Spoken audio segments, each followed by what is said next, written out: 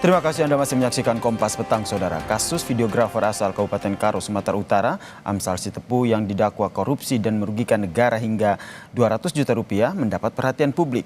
Komisi 3 DPR pun menggelar rapat dengar pendapat umum. Profesional videografer, saya didakwa melakukan mahar anggaran. Bagaimana mungkin seorang penyedia jasa bisa melakukan mahar? Saya menjadi saksi, saya ditetapkan menjadi tersangka. Kasus saudara Amsal Kristi Sitepu, para penegak hukum mengedepankan penegakan keadilan substantif. Komisi 3 DPR RI menggelar rapat dengar pendapat umum RDPU terkait kasus videografer Amsal Sitepu di Kompleks Parlemen Senayan, Jakarta. Amsal Sitepu dihadirkan secara daring untuk menjelaskan kronologi kejadian. Ia menceritakan bahwa tidak pernah memiliki niat jahat dan apa yang dituduhkan kepadanya melukai para pegiat ekonomi kreatif. Amsal pun mengungkapkan dirinya pernah mendapat perlakuan intimidasi dari seorang jaksa. 19 November 2025, ketika saya menjadi saksi, saya ditetapkan menjadi tersangka karena menurut penyidik pada saat itu, Inspektorat Kabupaten Karo menyatakan ada kerugian negara atas pekerjaan yang telah saya kerjakan. Padahal pada faktanya, Pak, saya tidak pernah diperiksa satu kali pun. Ketua Komisi 3 DPR RI Habibur Rahman bilang, RDPU dilakukan karena banyaknya desakan masyarakat yang menilai kasus ini penuh ketidakadilan. Ia mengingatkan kepada penegak hukum dengan semangat KUHP dan KUHAP baru seharusnya menghasilkan keadilan yang substantif. Penggelembungan anggaran yang diduga dilakukan Amsal dinilai tidak tepat. Pasalnya, produk videografi tak memiliki standar biaya atau harga tertentu karena termasuk kerja kreatif.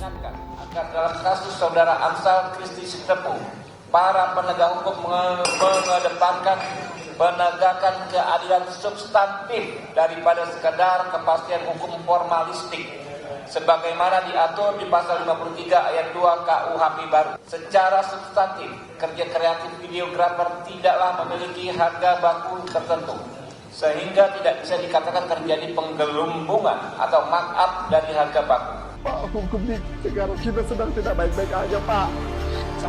Kasus ini bermula saat Amsal Sitepu melakukan kegiatan pengelolaan dan pembuatan jaringan komunikasi serta pembuatan video profil desa di Kabupaten Karo tahun anggaran 2020 sampai dengan 2022. Sebelum membuat profil, Amsal mengajukan proposal kepada kepala desa dengan anggaran 30 juta rupiah per desa. Namun dalam dakwaan jaksa, pekerjaan Amsal diduga bertentangan dengan Permendagri tentang pengelolaan keuangan desa dan merugikan negara hingga 200 juta rupiah. Sidang putusan atau vonis terhadap Amsal Sitepu dijadwalkan pada hari Rabu 1 April 2026.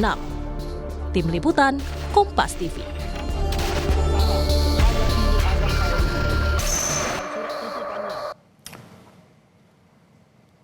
Kejagung pun memberikan penjelasan terkait dengan kasus dugaan korupsi yang menjerat videografer asal Kabupaten Karo, Amsal Sitepu, Saudara. Kapus Penkum Kejagung Anang Supriyatna pun mengatakan perkara Amsal merupakan salah satu dari kasus dugaan korupsi pengelolaan dan pembuatan jaringan instalasi komunikasi dan informatika lokal di Kabupaten Karo tahun anggaran 2020-2023. Anang bilang Amsal diduga memanipulasi rencana anggaran biaya atau RAB dalam pembuatan video profil 20 desa di Karo. Menurut Anang, manipulasi yang dilakukan salah satunya adalah pada proses sewa menyewa drone. Artinya markup itu ya Pak, markup dana. Iya, sebenarnya RAB. Kami menghormati dan memang fungsi dari DPR untuk mengawasi agar penegak hukum berjalan sesuai dengan ketentuan aturan hukum yang berlaku. Modusnya seperti apa?